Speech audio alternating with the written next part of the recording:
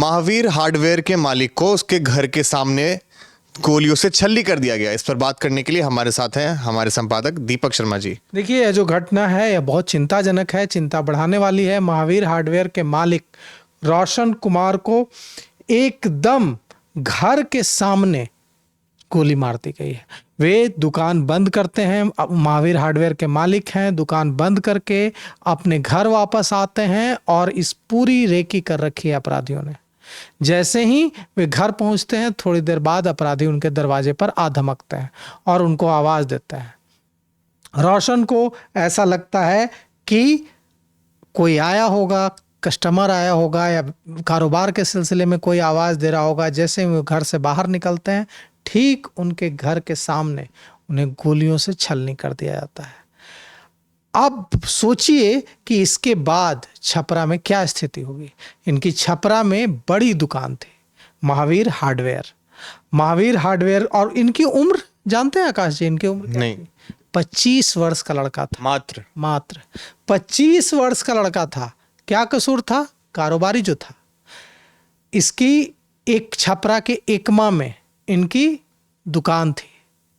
अब रोशन नहीं रहे, इन्हें गोली लगी। इसके बाद इन्हें एक निजी अस्पताल ले जाया गया, वहां से इन्हें रेफर किया गया, लेकिन उन्हें नहीं बचाया जा सका। एकमा के थानाध्यक्ष जांच पड़ताल कर रहे हैं और हमारे संवाददाता ने जो हमें रिपोर्ट भेजी है उसके मुताबिक जो रोशन सिंह हैं, इनकी उम्र महज 25 वर्ष थे। ये इनकी रोशन की महावीर हार्डवेयर के नाम से दुकान थी। छपरा के एकमा के हंसराजपुर के रहने वाले थे। आज अभी इनकी हत्या कर दी गई। रोशन सिंह अपनी दुकान, जो इनका महावीर हार्डवेयर था, इसके बाद बंद करके अपने घर लौटे थे। अपराधी आए और आवाज दी। जब वे बाहर निकले तो गोली मार दी। कोई बात नहीं की। जैसे ही बाहर निकले गोली मार दी और गोली मारकर फरार हो गए। गोली की आवाज सुनकर तमाम आसपास के लोग जुटे, लेकिन जब तक वहां जुटते तब तक अपराधी फरार हो चुके थे। हमारे संवाददाता ने छपरा से, हमारे रिपोर्टर ने जो जानकारी भेजी है उसके मुताबिक उन्हें एक निजी हॉस्पिटल में ले जाया गया।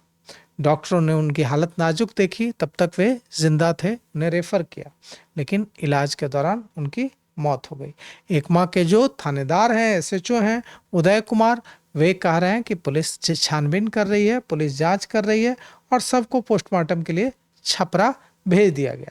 लेकिन उनका कहना है कि हम जांच के बाद ही कुछ कह पाएंगे कि हत्या के कारण क्या थे और क्या नहीं थे। लेकिन आप सोचिए कि कारोबारी को निशाना बनाया जाना एक बढ़ते राज्य के लिए बहुत ही खतरनाक होता है। हम और आप बात कर रहे हैं, अचानक आपके हाथ में कोई भी वस्तु है, नुकीली वस्तु है, आप उसे मेरे सिर पर दे मारते हैं। पुलिस इसे नहीं रोक सकती है। पुलिस कैसे रोकेगी इसको? पुलिस तो हर जगह मौजूद नहीं है, प्रत्यक्ष तो है नहीं पुलिस। लेकिन पुलिस ऐसे जो मनमुटाव वाली हत्याएं हैं उसको नहीं रोक सकती है। लेकिन कारोबारियों को अगर निशाना बनाया जा रहा है तो इससे, एक कारोबारी को जब निशाना बनाया जाता है ना आकाश जी, तो तमाम जो कारोबारी, एक कारोबारी की हत्या होती है तो 1000 कारोबारियों में दहशत का माहौल बनता है। और यही अपराधी चाहता है कि कारोबारी इतने डर जाएं कि जब वे एक्सटॉर्शन के लिए फोन करें, जब वे रंगदारी के लिए फोन करें, तो कोई कारोबारी बिना किसी मशक्कत के आपको पैसे मिल जाए। कोई कारोबारी ना कहने की जरूरत ना करे, कोई कारोबारी सवाल पूछने की जरूरत ना करे, पुलिस के पास शिकायत करने की जरूरत ना करे। ये चाहते हैं अपराधी। और इसीलिए अगर किसी राज्य को आगे जाना है, विकास करना है, तो उसे कारोबारियों के लिए, व्यवसायियों के लिए एक ऐसा माहौल देना होता है जिसमें वे सेफ फील करें, सुरक्षित फील करें। और नीतीश कुमार की यही USP रही है। जब, जिसे पटना हाई कोर्ट ने जंगल राज कहा था, उसके बाद नीतीश कुमार जब बिहार के मुख्यमंत्री बने तो उन्होंने बिहार को एक ऐसा सुशासन दिया जिसमें इस तरह के अपराध करने से पहले अपराधी डरने लगे, थर्राने लगे। अपराधी से कारोबारी नहीं थर्राने लगे, अपराधी थर्राने लगे पुलिस से कि कब उनको उठा लिया जाएगा, पुलिस उठा लेगी, कब उनका एनकाउंटर हो जाएगा, कब उन्हें तड़ी पार कर दिया जाएगा। बिहार में तो कड़ी बन गई है, रोज किसी हत्या हो रही है, व्यवसाय की। बिल्कुल खौफ का माहौल। बिल्कुल, वहीं आ रहा हूं मैं। अब सोचिए वो स्थिति थी कि नीतीश कुमार ने सुशासन दिया और आज फिर देखिए क्या स्थिति हो गई है। आज ये स्थिति हो गई है कि कोई दिन ऐसा नहीं है। कल सीतामढ़ी में एक चावल कारोबारी सोनेलाल महतो की हत्या कर दी गई। आज अभी अभी थोड़ी देर पहले एक हार्डवेयर शॉप के मालिक की हत्या कर दी गई गोलियों से, उसके घर के सामने, ठीक सामने। ये मनोबल न बढ़ना कहें तो क्या कहें कि घर के सामने पहुंचकर अपराधी बुलाते हैं, वो बाहर निकलता है और गोली मारकर वहां से फरार हो जाता है। तो ऐसे में अब नीतीश कुमार को फिर से वही इकबाल दिखाना होगा, पुलिस पर उसी तरह से कसना होगा, जिसको कहते हैं ना कि चेतक अगर है तो उसको राणा प्रताप भी चाहिए, नहीं तो चेतक जो है वो कम चेतक नहीं है फिर। हाँ, चेतक नहीं है, बहुत सही बात। चेतक पर अगर राणा प्रताप नहीं बैठा है तो चेतक नहीं है। तो चेतक पर राणा प्रताप बैठे थे।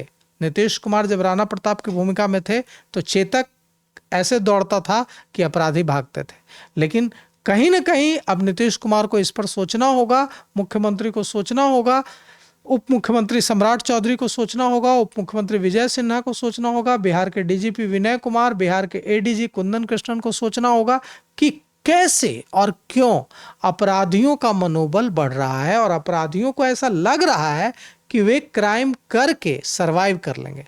ऐसा भय का माहौल अपराधियों में क्यों नहीं बन रहा है कि क्राइम करके बच नहीं सकते हैं।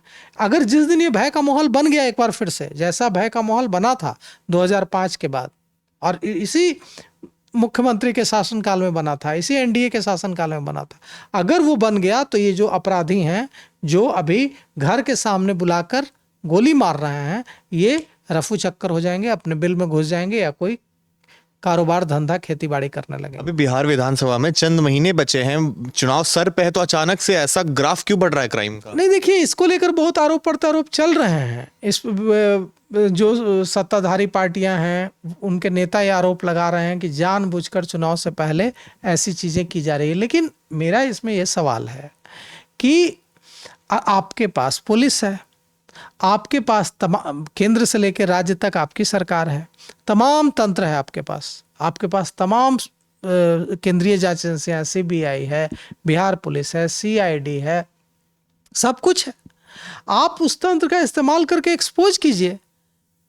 आप एक्सपोज कीजिए कि हाँ फला व्यक्ति अब राजनीतिक द्वेष के तहत ऐसी चीजें करा रहा है। आप एक्सपोज नहीं कर, आप सबूत दीजिए, खुलासा कीजिए, पर्दाफाश कीजिए कि हाँ देखिए ये जो हत्याएं हो रही हैं राजनीतिक मंशा से हो रही है, इसके पीछे राजनीतिक लोग हैं। लेकिन ऐसा तब तो करेंगे ना जब पुलिस अपना इकबाल बनाएगी। अभी अपराधी बेखौफ हैं और इस तरह की घटनाएं हो रही हैं। देखिए कैसे पारस हॉस्पिटल में घुस करके चंदन मिश्रा की हत्या कर दी गई, गोपाल खेमका की हत्या कर दी गई एकदम घर के गेट के सामने। कहाँ पर घर है? गांधी मैदान थाने से 200 मीटर की दूरी पर, डीएम आवास से कुछ फलांग की दूरी पर, पुलिस लाइन से कुछ फलांग की दूरी पर वहां हत्या कर दी गई। पटना में ही बालू कारोबारी रमाकांत यादव, जिनका की भी उन आपराधिक इतिहास रहा था, कई तरह के आपराधिक वारदातों में उनका नामजद थे, उनकी हत्या कर दी गई। घर के बाहर के एक बगीचे में टहल रहे थे वहां। तो निश्चित रूप से एक गया में एक डॉक्टर को गोली मार दी गई। वो डॉक्टर थे, उन्होंने हिम्मत नहीं हारी, वे खुद से अस्पताल पहुंचे और वो बच गए। लेकिन कुल मिलाकर बात यह है कि अब कुछ करना होगा। हम ये कह रहे हैं कि अब कुछ न कुछ ऐसा करना होगा जिससे आम लोग खौफ में न रहें, कारोबारी खौफ में न रहें, अपराधी खौफजदा हों, अपराधी दहशत में रहें। तो आप सुन रहे थे संपादक दीपक शर्मा जी को। आगे की खबरों के लिए देखते रहिए सिटी पोस्ट लाइव। धन्यवाद।